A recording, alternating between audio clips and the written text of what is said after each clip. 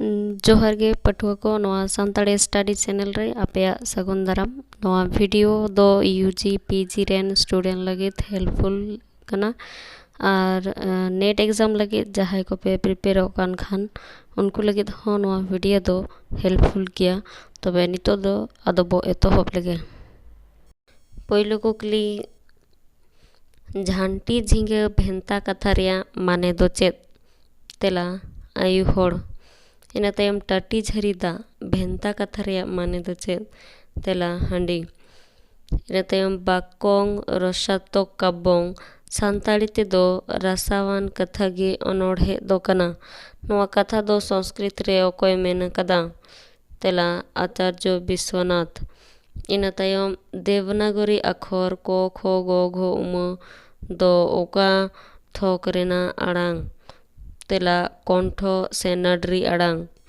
इना तायम सानताड़ी रोनोड़ रे तीना गोटांग बचन मेना तेला पेया बचन मेना।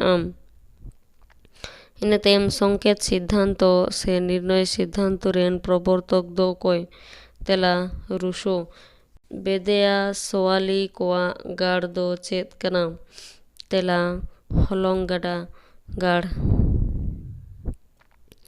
इना तायम भारतीय संविधान रेना तीना अनुच्छेद रे अनुसूचित जनजाति कोआ परिभाषा ऑल मेना तेला 366 अनुच्छेद रे ऑल मेना कदा।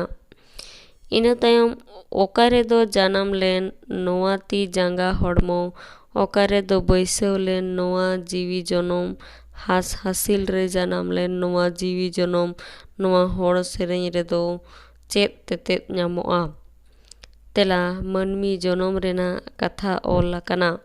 इना तायम सानताड़ी सावहेद माड़ांग रे झोतो खन पाहिल अनोढ़िया दो ओकोय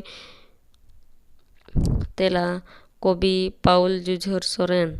नोडेगे मुचातेना और नवा वीडियो पोइलु पे नेले खान चैनल सब्सक्राइब तबन पे और वीडियो दो लाइक तबन पे और हो नोंकान वीडियो लाहारे ᱧᱟᱢ लगित बेल आइकन टिपो कते ऑल ऑप्शन दो सिलेक्ट तबन पे।